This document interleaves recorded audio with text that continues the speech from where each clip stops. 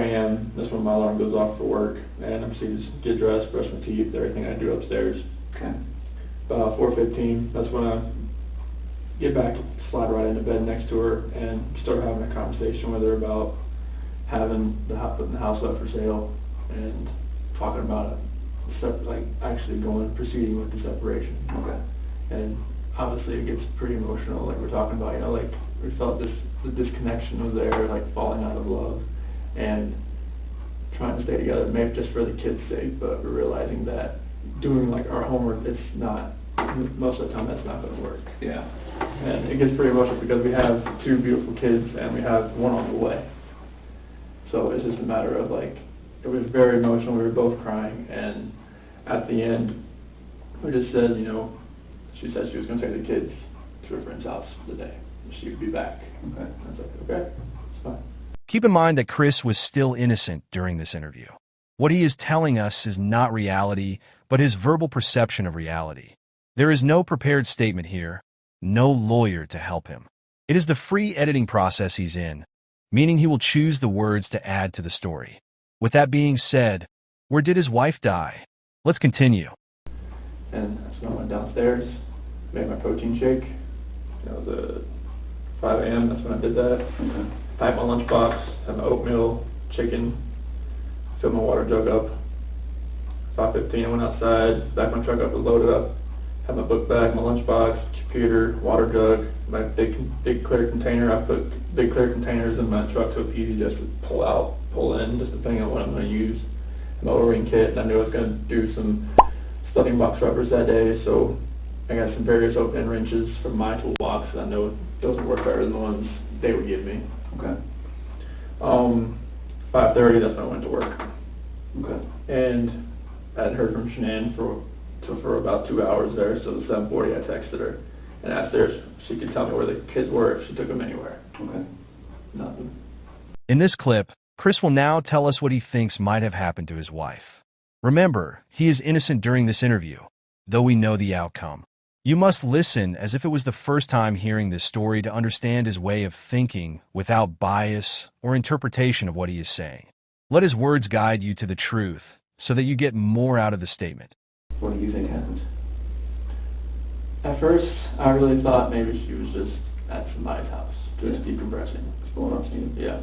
But after today, like with the onslaught of all the cars, all the police cars, all the news, all the canine units, it's making me lean the other direction about someone took her. Okay. But it's just, if someone took her, it would have to have been someone she knew. Because there's no sign of anything like being disturbed, broken. Mm-hmm. But like that's the way I'm leaning now. At first I thought for real she was just decompressing somewhere. I thought she was safe, even though everything in the house was left there. But now it's just after the day with the news crews and everything, it feels more the other direction, and it's freaking me out because I have no idea where they are.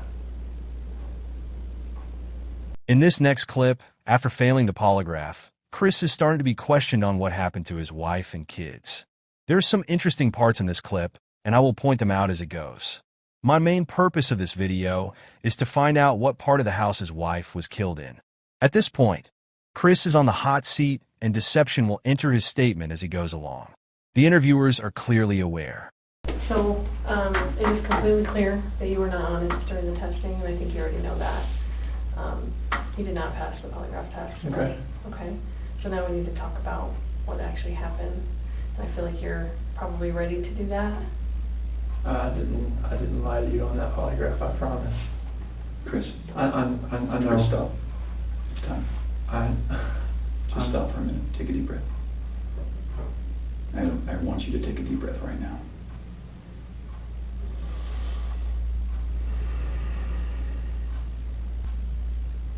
So can you start from the beginning and tell us what happened?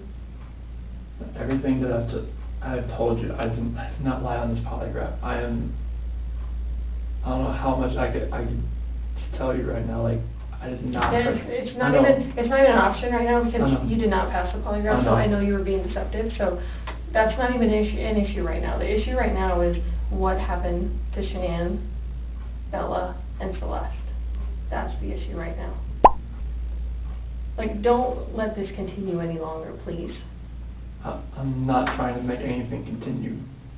Like, I want them back home, like. But you know they're not coming back home. You know that. I don't know in the back of my head. I hope they come back home.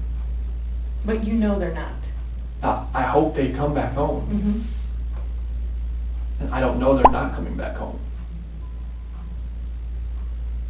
We're confused as to why you're not taking care of your beautiful children I'm not taking care of them right now. right now. Where are they? I don't know where they're at.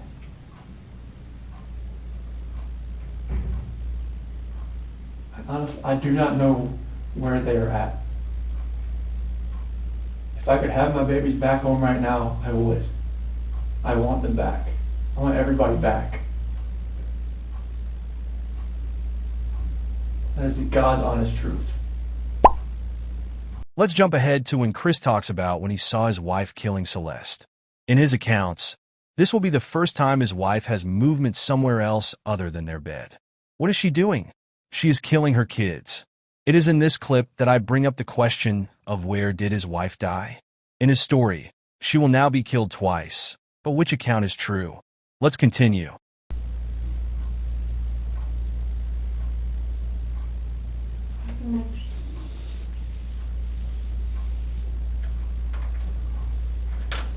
I went upstairs and I was going to talk to her again. I saw on the monitor, those covers were like pulled off and she was just laying there. She was just hot.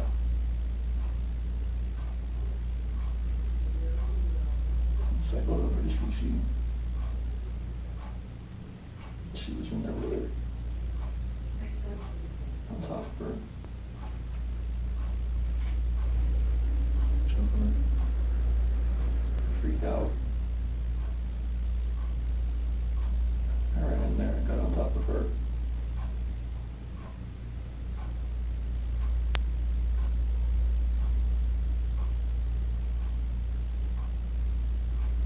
What'd you do?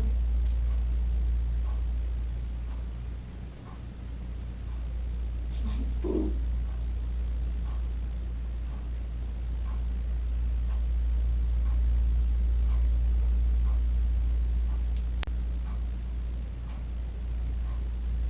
Those are my babies.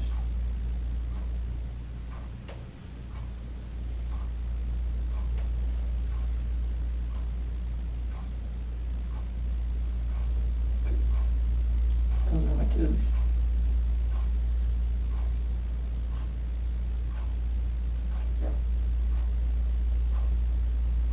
What happened? That doesn't seem to hurt.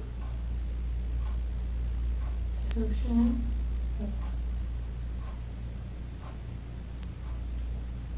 Where were you at?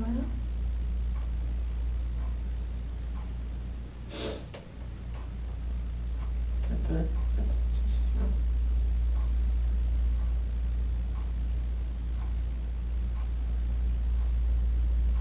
I put it back in our bed. Shanann. In your bed? What happened next? I don't know what to do. I have no idea what to do. I'm shaking.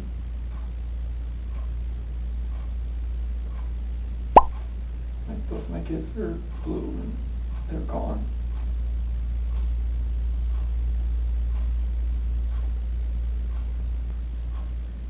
And I'm just like blind, just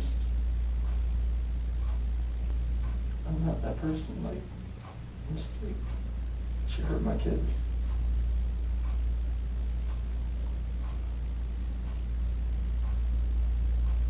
Like I did the same thing to her.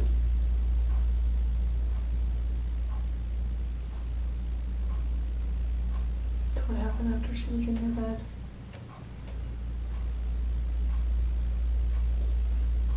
In there and I didn't know what to do. It was, she's back and cover her up. 2 locations and 2 deaths for the same person are mentioned in this video. The threat of not seeing his kids caused her first death, and the second cause of death was his wife killing the kids. Sadly, his kids as well suffered more than one death in his story. In all his interviews, there is a missing piece to the puzzle that you can take and connect to other pieces. Thanks for watching and hit the subscribe button.